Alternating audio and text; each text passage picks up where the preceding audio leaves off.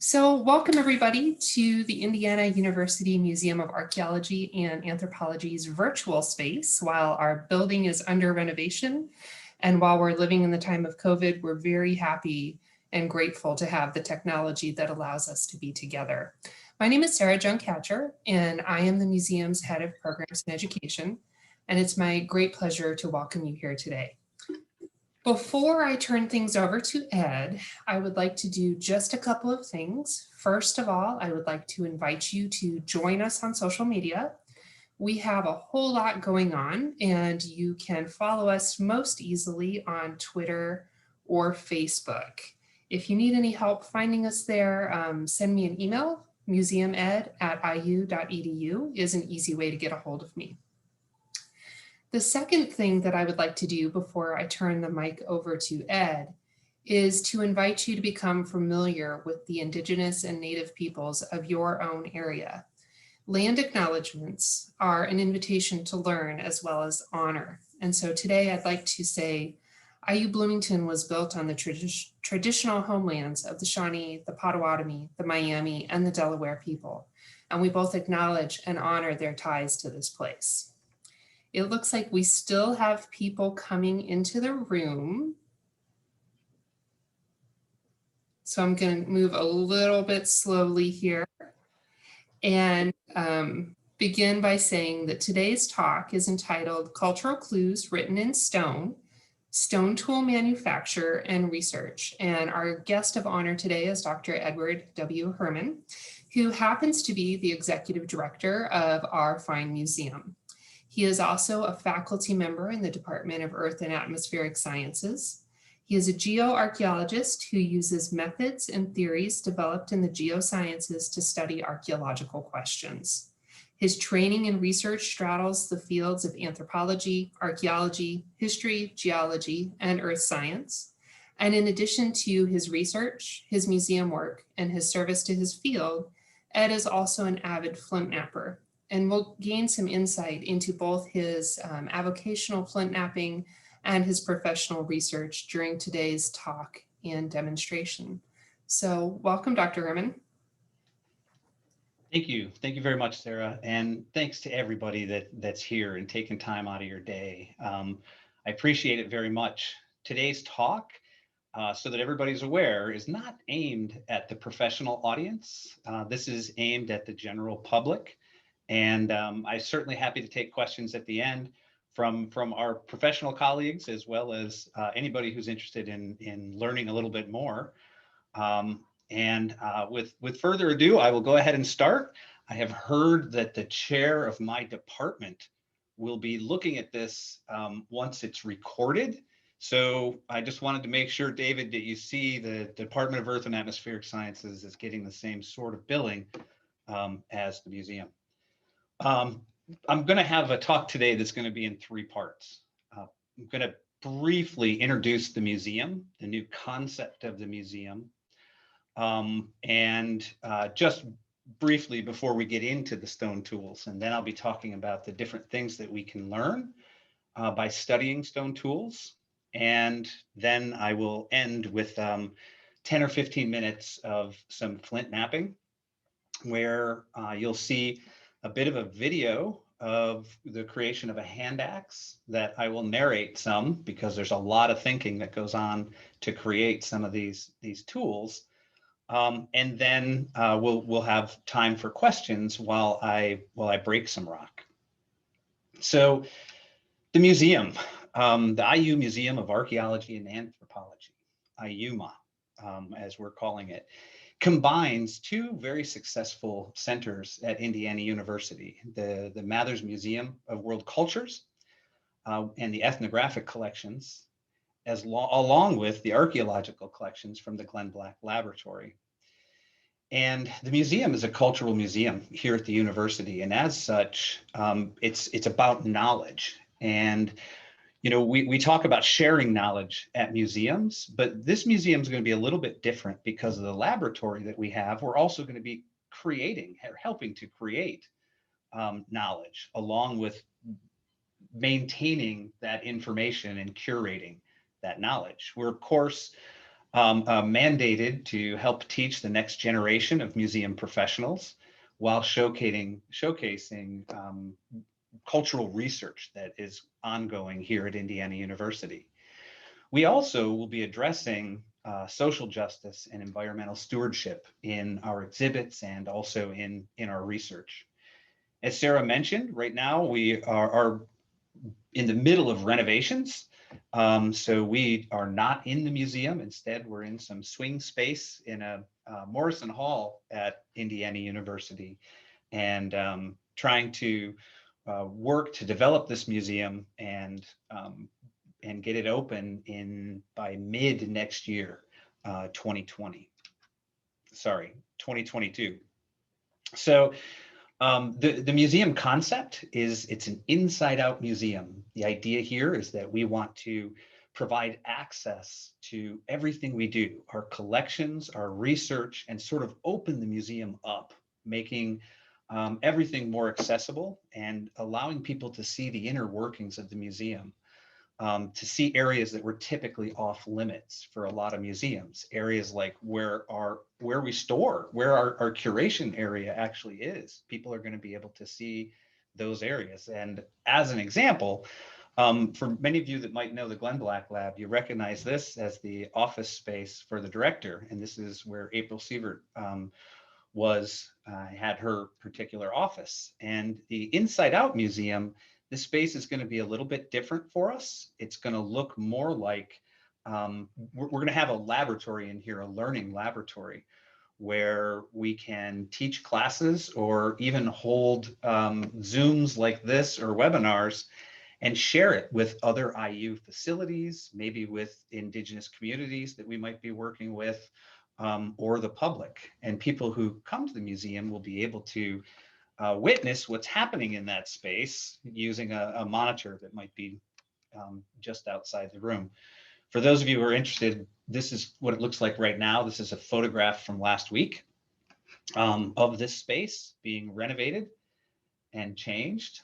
In the keeping with the Inside Out Museum notion, this is some space in our basement where we've created a long corridor that walks where visitors can walk through all the spaces where we do things. And here you're peering into one of the curation areas, but we'll also be able to see like the digitization space and photography and where we do the analytics and actually are looking at and evaluating artifacts. And this is one of the corridors where we'll be connecting the two buildings. So the Inside Out Museum, keep your eyes open for it sometime in mid 2022.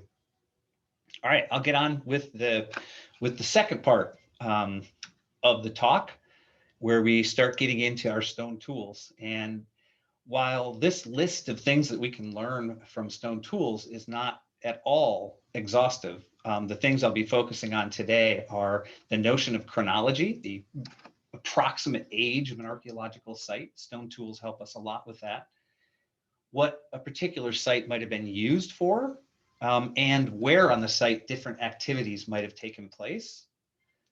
And we'll also be able to talk a little bit about learning about mobility of groups and how they moved about the landscape, maybe to obtain or trade stone in order to be used to create stone tools.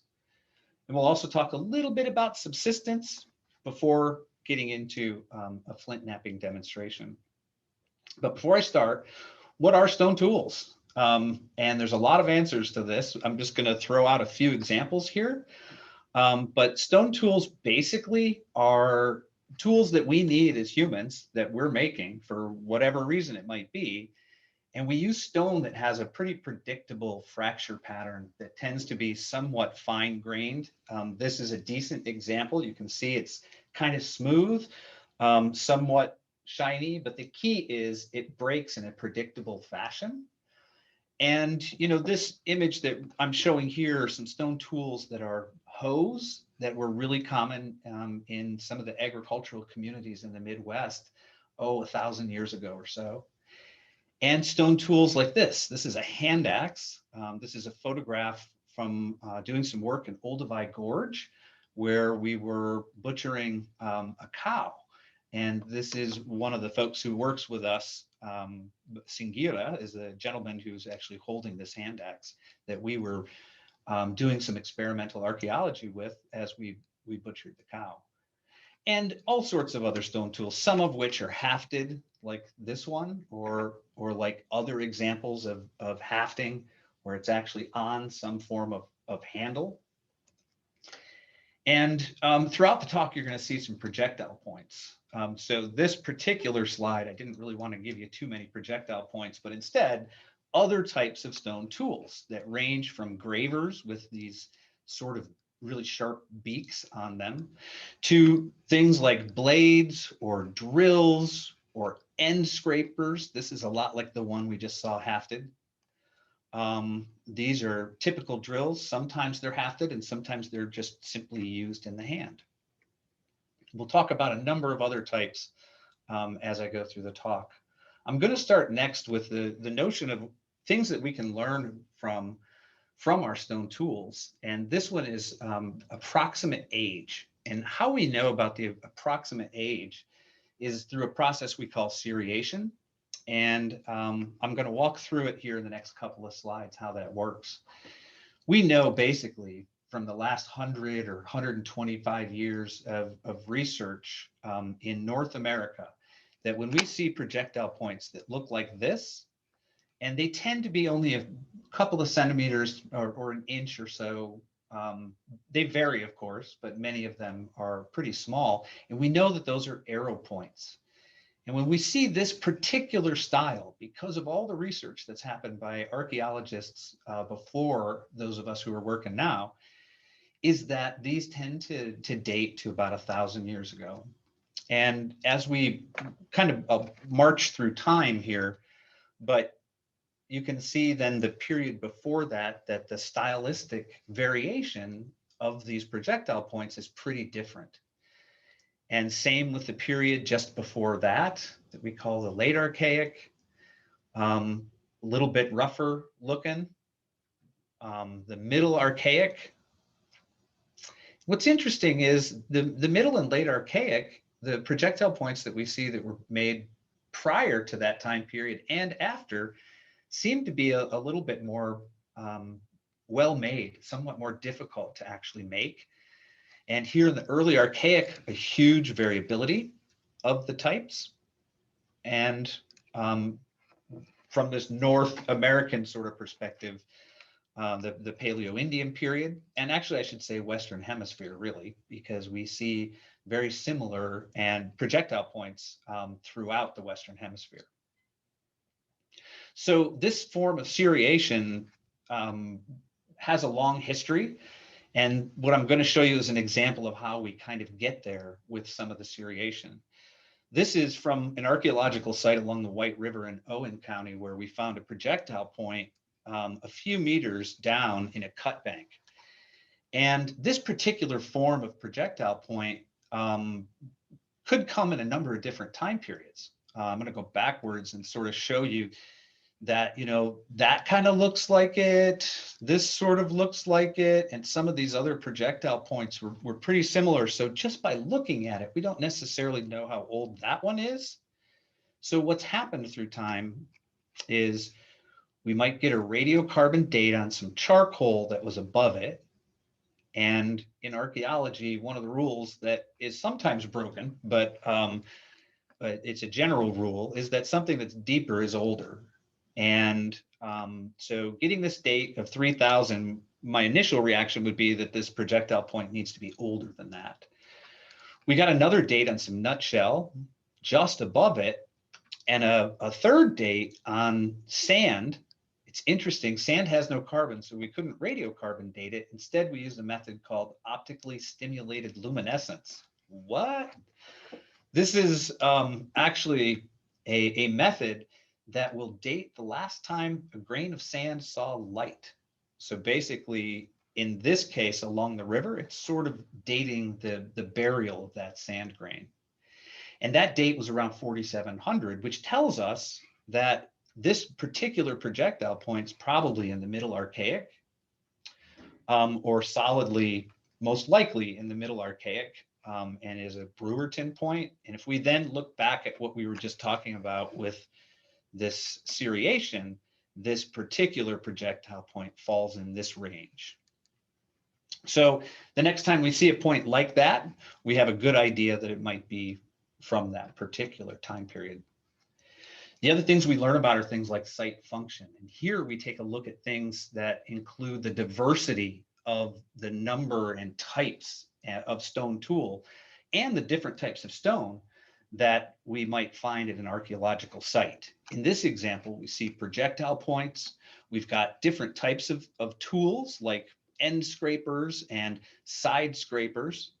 We have big pieces of core from which people would knock off smaller flakes, or maybe even create preforms. From the preform, then you can create things like the projectile points.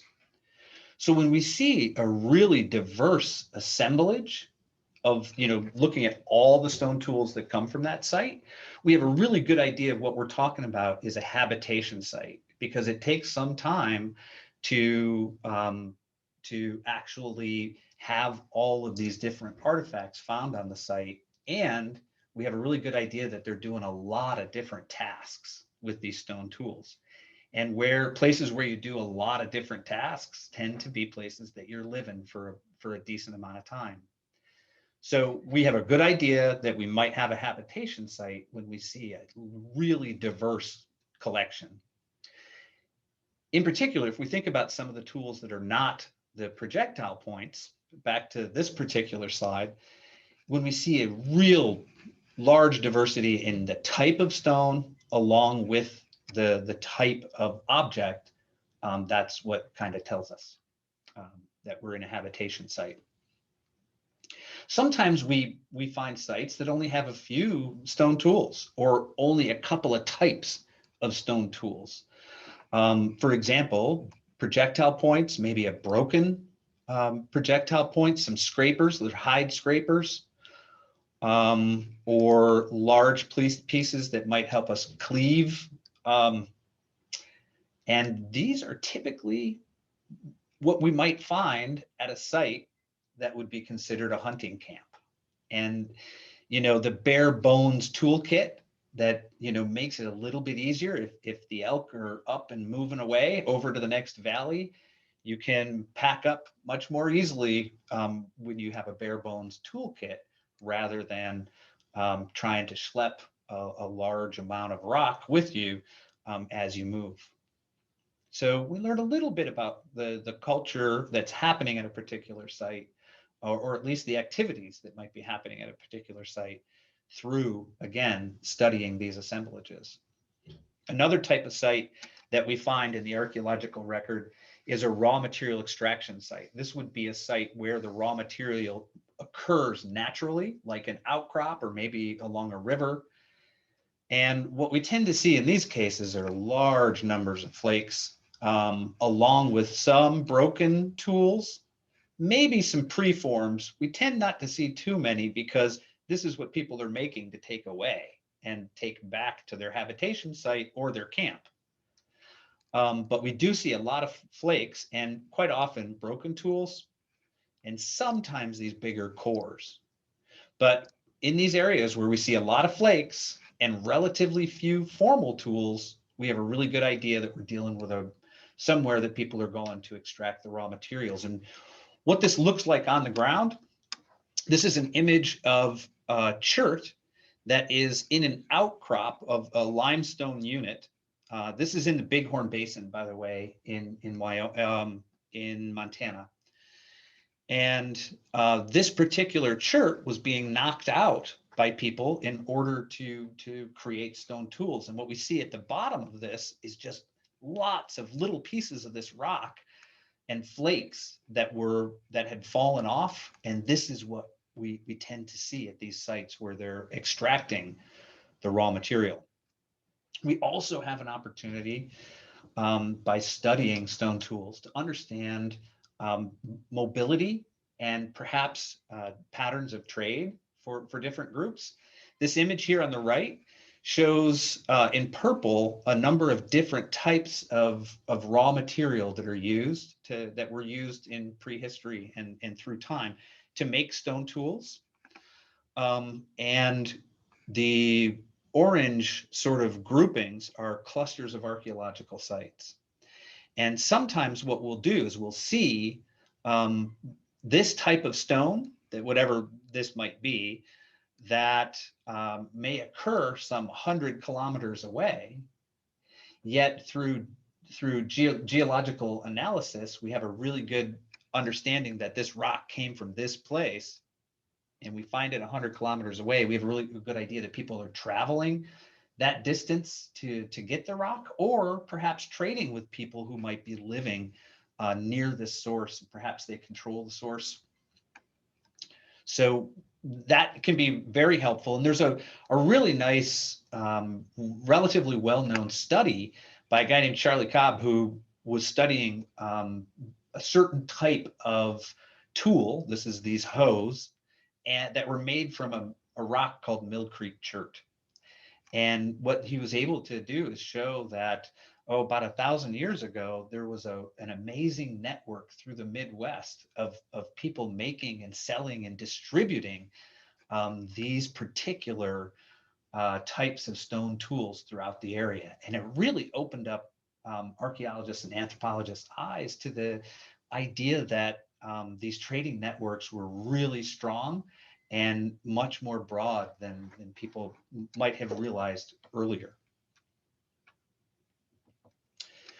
More that we can learn, a little more about the activities that occur on the site through what we call use-where analysis.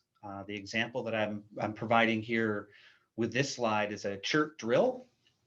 And this particular drill, there's many that have a form that's like this. We don't always know what they're used for, but by looking at it under high magnification, we can see a few things. On the tip, this is what this image is, we see these concentric rings.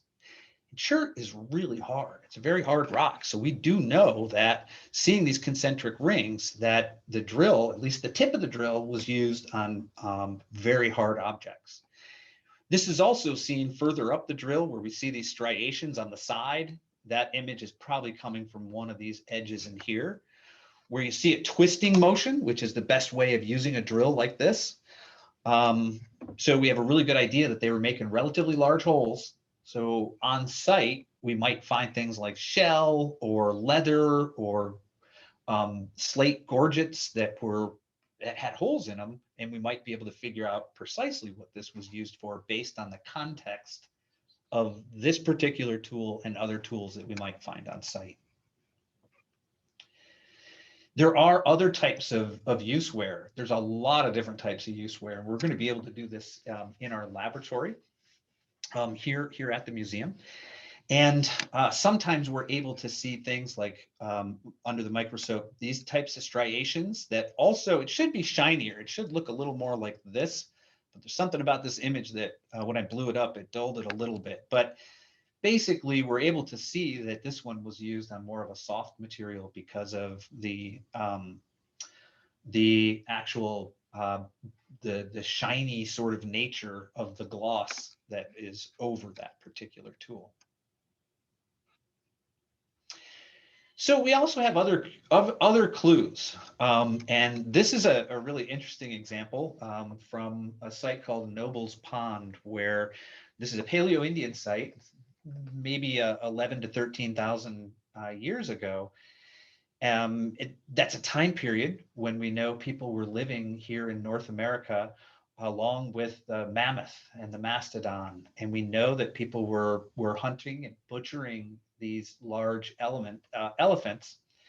So people had thought that the Paleo-Indians were largely focused on large game, and by studying these tools and pulling off little bits of protein, we were able to see that, yeah, there were some large game animals like caribou that we could find as part of the residue, but also we had blood of squirrel and fish and rabbit, so that we also knew that they were making a living eating smaller animals also, which of course makes sense when we think about it. The other thing that was found on the stone was starch from tubers. And that sort of opens up another form of tests that we can use with these stone tools, where we look at things like phytoliths. This is an image of phytoliths that is a part of the plant that doesn't decay. And it's actually made up of silica, just like rocks are made up of silica. And each plant species has a different look. The morphology of the phytolith is different. So specialists, not me, are able to identify what species of plant might have been used. We also do something similar with starch grains. So if we're able to pull off some residue off of the stone tools, we can look at starch grains and understand what species we might be dealing with, like the tubers. I think they were cattails in that particular case. And same with pollen. Pollen has each species can be identified by its shape.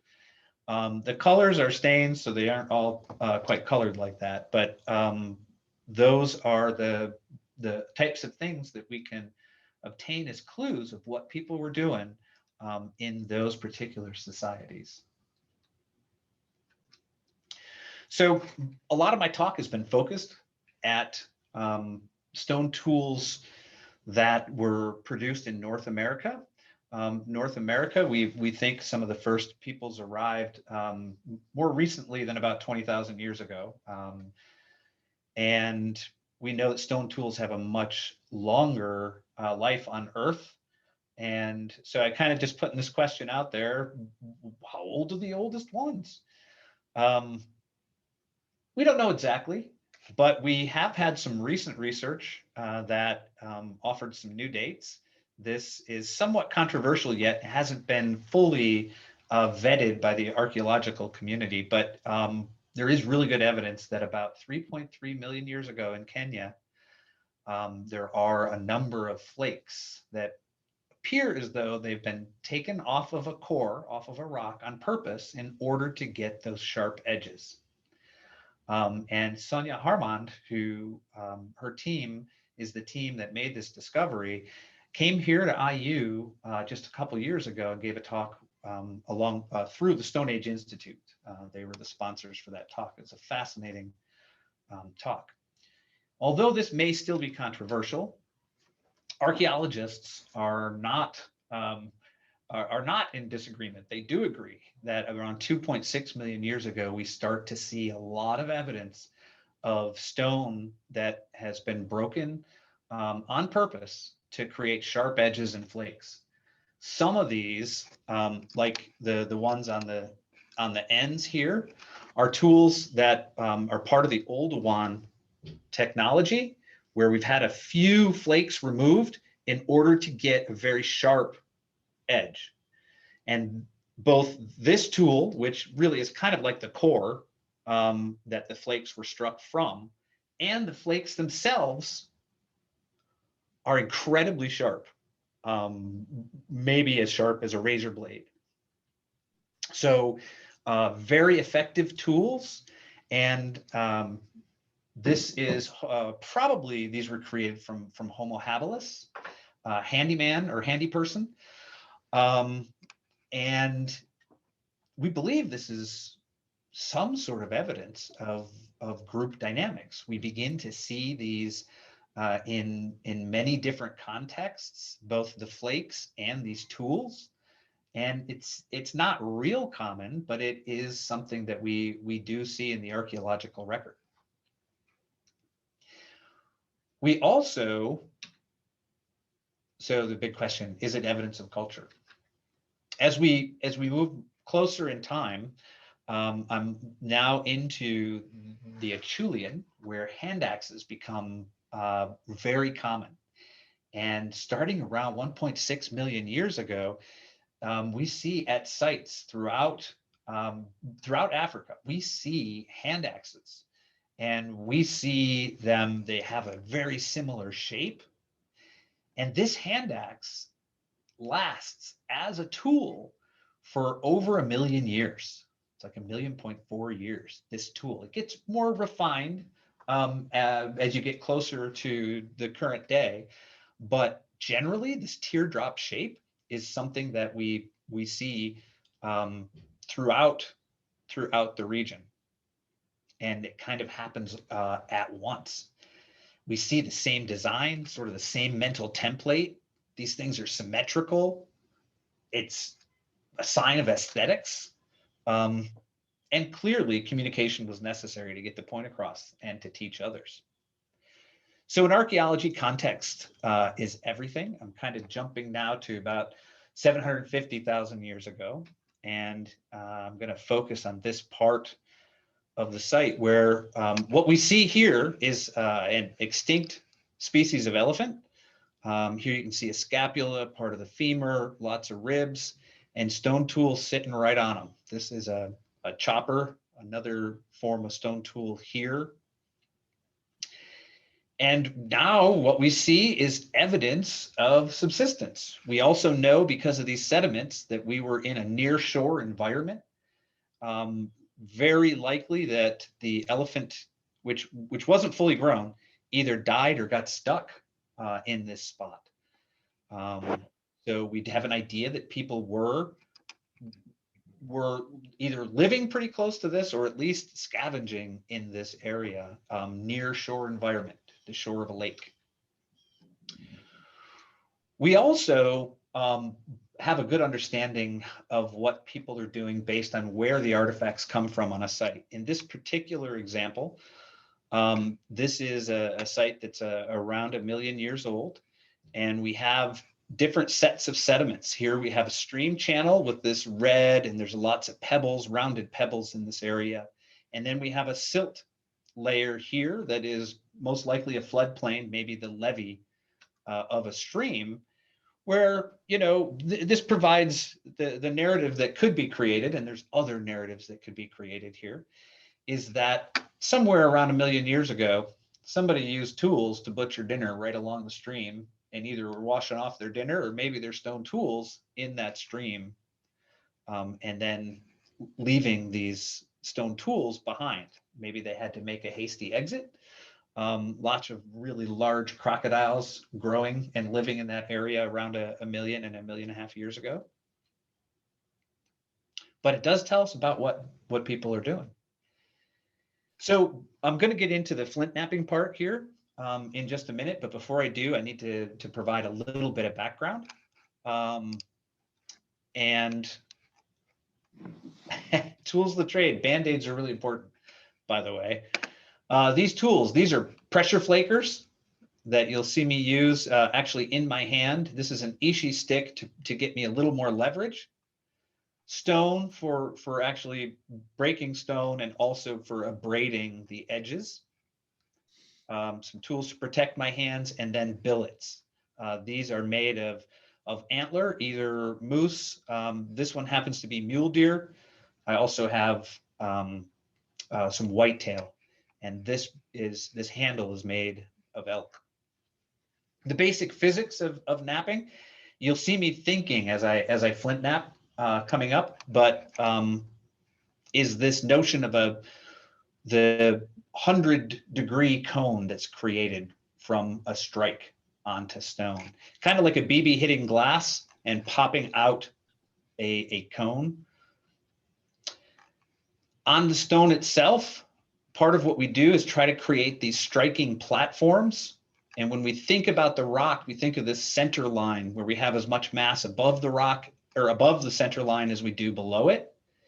And that's sort of the mental part of thinking about how to create usable tools. And to get back to that 100 degrees, what would happen if you strike this spot coming from that direction, you'd take off a flake that would take part of that ridge. What I'm going to do now is go through the creation of a hand axe while I narrate it a little bit.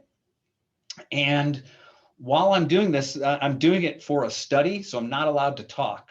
And you'll hear me stifle occasional groans. But what I'm doing here is trying to take this large rock and reduce it into one of those teardrop shaped hand axes that we talked about. I'll be using, and I have a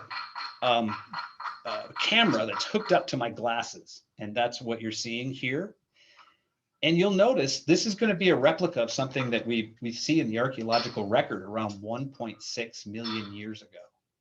So we're talking Homo erectus, and the level of thinking that's required to create these is actually pretty stunning. And you'll see me get confused. At the time that this was taken, I had been napping for about a decade. But still, there is a good amount of thinking that goes on. I'm going to use different tools as I go through this. Right now, that stone that I'm using happens to be about the right weight for me to use. Hit it harder. Yeah. So you'll see the debitage that on the floor that will begin to develop. And here I am again thinking, how am I going to do this? Get off a decent sized flake. And I'm also shaping that rock at the same time.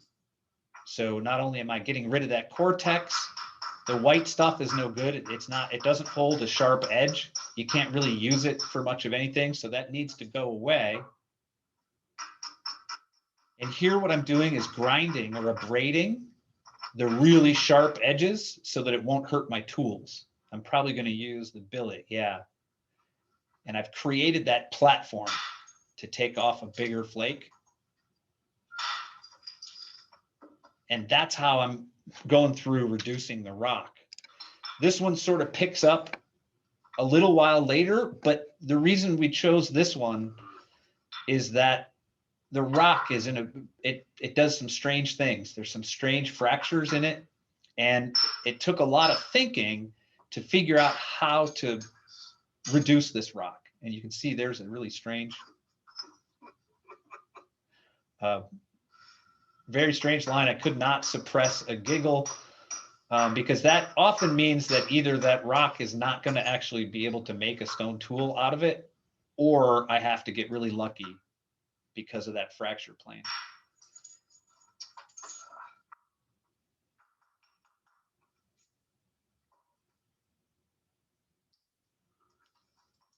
So the thinking on this continues, and I kind of flip it over and I'm going back and forth, creating a new platform that I'm going to pick up on this next one. This next one is maybe 10 minutes later, so there's a little more rock reduced, and you can see that it's about half completed. And this is where I'm reducing rock. I'm flipping the rock over because the striking platform is now on the other side. I'm going to do it again. Notice the size of the pile of the flakes, the type of things that archaeologists find. It's a big flake. And now the edges are too sharp. I can see that. I probably need to dull it. Change the angle. I'm actually changing the angle a little bit of that particular edge. I'll need to abrade it again and then take a few flakes off of it. And the flakes that I want later are going to be on this underside, and I want it to come across. I want to take a lot of the white cortex and the thickness away from this rock. So that is what I was working on there. The edge is too sharp to hold on to. I would drive that rock right into my hand, and it would probably require a couple stitches. So I now am protecting my hand, and then big flakes.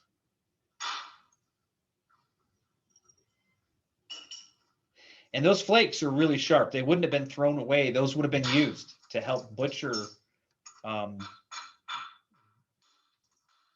whatever animals you might have been making this for. I'm going to move now to the next one that is a little further along in the process, more well-shaped. Notice now I'm using a smaller billet.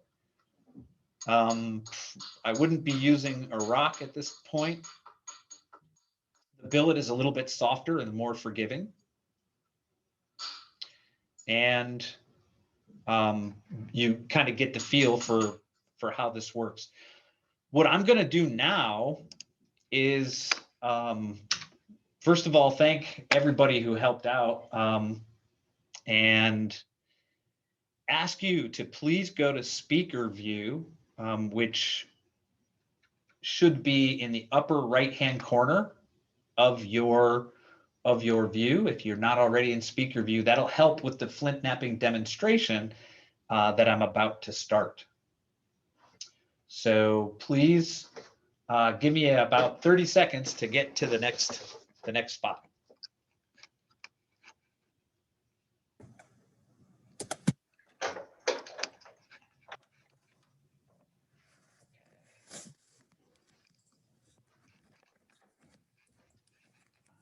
I need to exit this.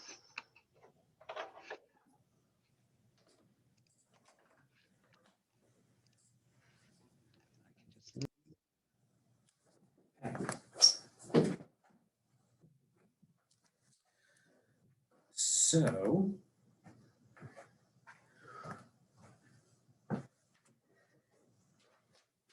I am now going to, first of all, get on a mask. It's really important when you're flint knapping to have a mask on because of the silica that's in the rock.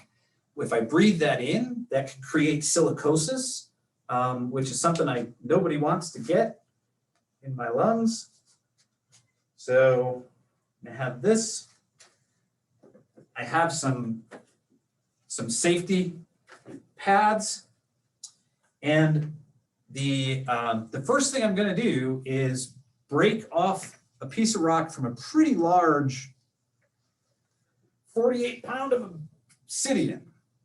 And this normally would be on the ground, but it's kind of hard for us to do this via Zoom. So what I'm going to do is try to break off a nice spall, put on my glasses, and use a pretty large rock to try to get off a large piece, and then flint knap with it a bit later on. A lot of thinking involved as we try to figure out how to break the rock.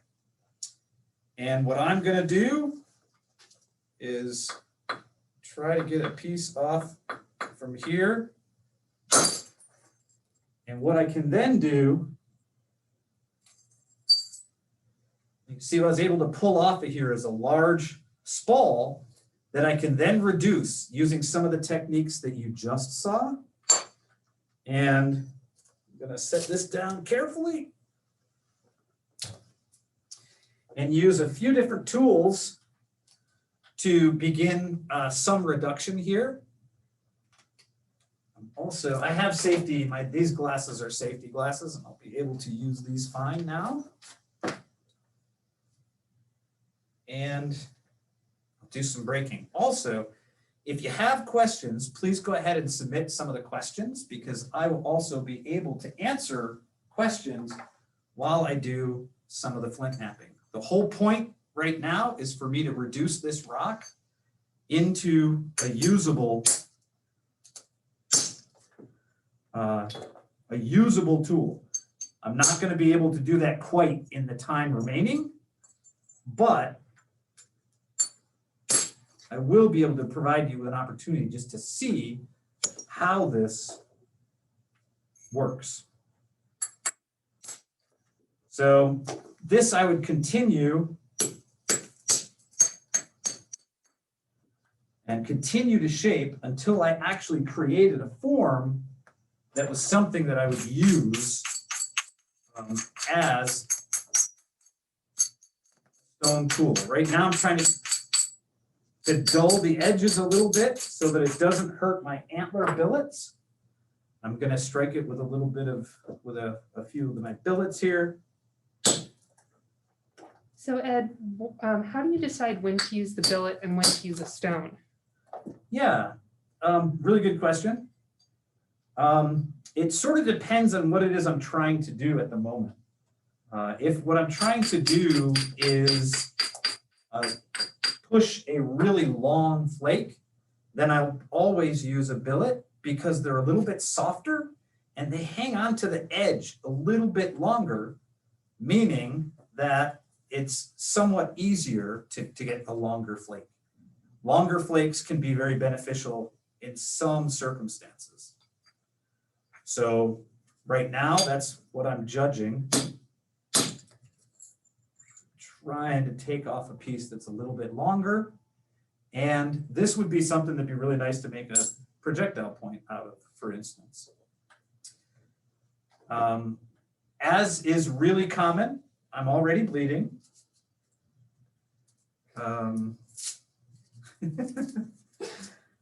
Very common when working with obsidian.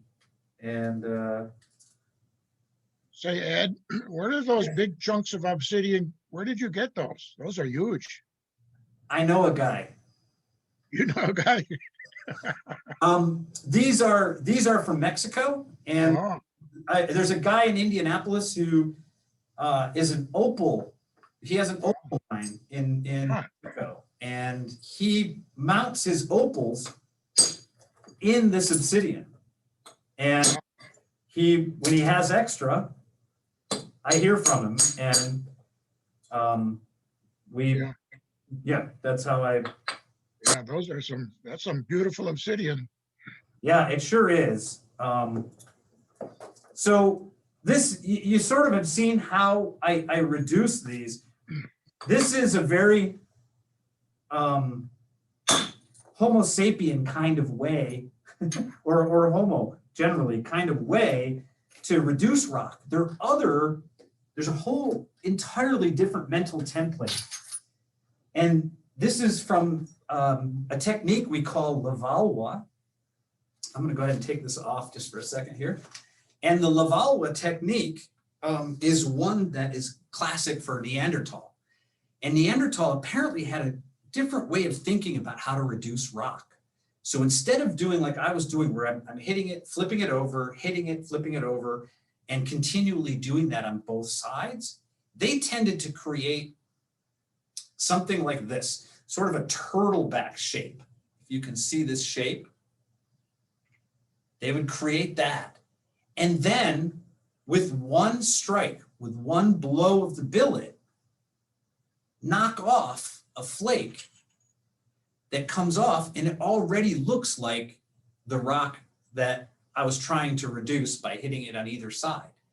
Really sharp, razor sharp edges. From this, they could make a projectile point, a knife, a spear point, or other types of really sharp tools. So it's really interesting that Neanderthal had this completely different way of thinking about it that also was terrific on the rock. You use less rock, you can get more tools out of, an average size rock than you could doing it the way that many of our ancestors were doing it through time. One thing that we haven't talked about, how are we doing on time? It's 4:52. Okay. One of them that we haven't talked about is how we create notches. So I'm going to jump back to probably the last 40 or so thousand years, where we see notches in stone tools. And by notches, what I'm talking about are, let's see, can you grab me one of those? Mm-hmm. I'll show those to you in a second, but there's different tools that are used. So first is a tool like this. This is a tool that's going to help me shape a piece of stone. And I have one here that I'm just going to start shaping a little bit. And then these if you can see here, the edges that are coming from the corner, those are notches. Here and here. So that is a technique that that I will show you as I begin to sort of Yeah, but do we find those in the archaeological record? do we find which in the archaeological? The little notching tool. I think you're cheating, right? Oh no, they certainly would have had some form of tool. Well, have you ever seen it in the archaeological record? We have seen things that could have been used. Yes. Oh, okay. Including things like pieces of antler or bone that would have been used. For instance, you know, the tip of this antler Sure. is a really good example of what we might see, and is in fact what I'm using. This one too is part of an antler, and this is one piece. This one doesn't have something actually inserted into it. And for this particular piece of rock, I can begin to create a notch with this tool. And yes, we do see these. And they have other forms also. They aren't all like this one that I'm showing you at the moment. They do have other forms. Sometimes they're broader. And what I'm doing is also, I am notching, but it's also pressure flaking. So what I'm doing is using the force of my legs to sort of contract and create these notches, which help in hafting the piece. So when the piece is then put onto onto an arrow or a spear, this helps as we wrap it. So Ed, there's a question in the chat. Mm-hmm. Megan says that her 10-year-old is interested in learning knapping and asks what kind of stone would be best to start on. So what kind of stone would be the best, huh? Well, probably some forms of chert. For the 10-year-old, lots of Band-Aids. The whole idea in flint knapping is making really sharp edges. So it's a lot of supervision also is probably in order. Obsidian itself is extremely sharp. So that might be a difficult one to start with, but it's a little bit easier to flint knap. So probably some form of local chert would be the best thing to actually start with. So how does somebody find a group or a teacher if they want to learn flint knapping? So there are a number of organizations that flint knap, and will do so, with a group of people. But there's not a lot. There's not a lot of people flint knapping. There's not a lot of people in archaeology right now who are flint knapping. It's a dying art, maybe, but it's really helpful as we think and study stone tools themselves. So I have the couple of the notches in.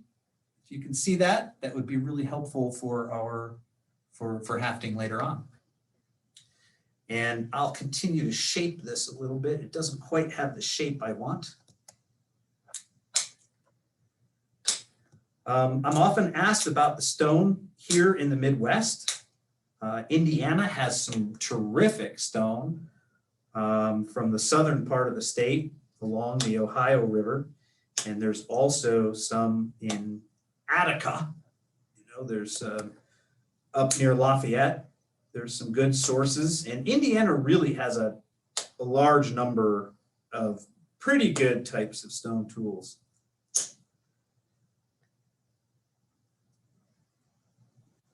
We see a lot of cook stone out here in the West.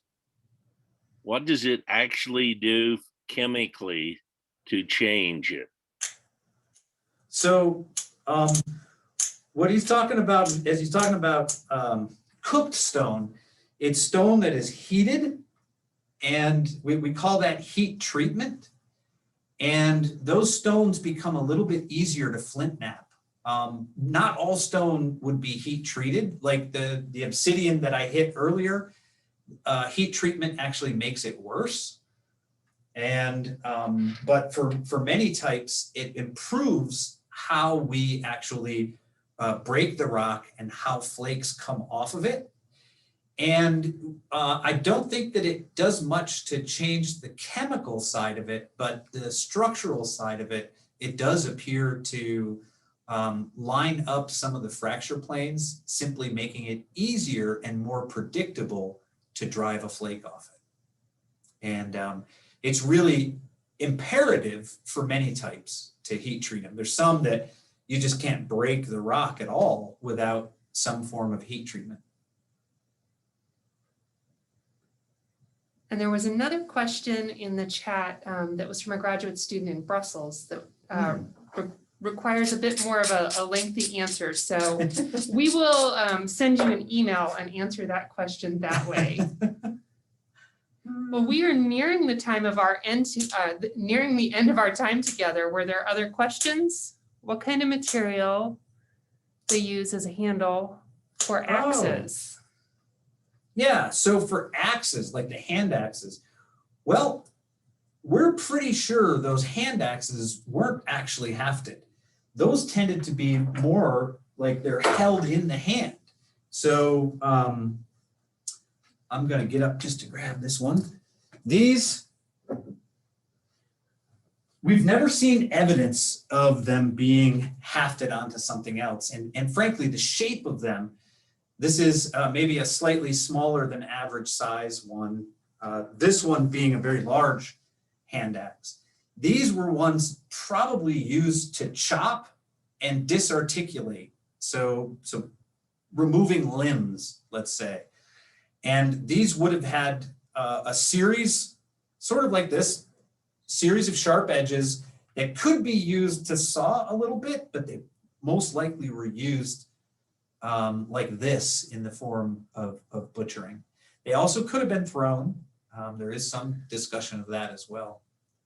But for hafting of other tools, there's a lot of different types of hafting. And you might have a handle. So you can picture, this is the one, of course, it has my antler in the top of it, but you could also have a piece of antler that then has a stone tool hafted into it. This is an example of that. This one right here is antler that has the stone tool in it. We also see wood, pretty common, where wood is here. And the way these are used, it's a little bit different than what I've been talking about. This is a dart, and these are foreshafts that go into a dart or a spear. This then would be thrown with my addle. I'm not sure where that is. Is that there? Yeah. So it's a compound tool. It has, of course, some fletching feathers and the foreshaft that you just saw. And this is thrown with a spear thrower. The concave end of the spear gets inserted into the spear thrower, where it kind of will hang on for a moment. And then the spear will be thrown like this. And you get a lot of leverage and can throw something like this the length of a football field. So you don't have to be too close to dangerous animals in order to possibly have them for dinner. And about how long is the spear? They change. I mean, it's variable. This one is close to 6 feet. Many of them are 4 feet or so long as well. Another question, how do you find these artifacts in heavily wooded areas? Well, in heavily wooded areas, you know, it's usually we have a reason to be in a certain place for doing the archaeology that we do. And, you know, since digging, of course, is prohibited, we make sure that we have a really good idea of what's happening in those wooded areas. So there's some reason to already be out there. And, you know, other than that, it's sometimes we use things like ground penetrating radar or magnetometry to sort of peer into the subsurface without actually breaking the ground. And that sometimes can tell us where things might be located, where certain features, archaeological features, might be located. So if I'm out hiking or I'm digging in my yard and I find what I think are artifacts, what should I do? Yeah, really good question. And that's how archaeologists tend to learn the most, is through people in the public who have found things inadvertently and are interested in engaging with archaeologists to learn more about it. So that is really the best thing you can do. You can talk to folks at the state, the DHPA, the DNR. So these departments, the historic preservation and natural resources, are ones that have people who are trained to identify objects, to go out and look at sites, and then bring in archaeologists. Let's see. And Kelsey is noting in the chat that if you have any questions that we didn't answer, that you are welcome to email museumed@iu.edu, and we will do our very best to get to you a good answer. Ed, did you have any final closing words? No, I would like to say thank you to everybody that's here, and thank you very much for the questions. And please consider visiting us virtually now, and of course in the future. All right, thank you so much, Dr. Herrmann, for your wonderful talk today. And thank you to all of our wonderful audience members. We really appreciate it. Have a wonderful evening. Bye, Ed. Thank you. Bye.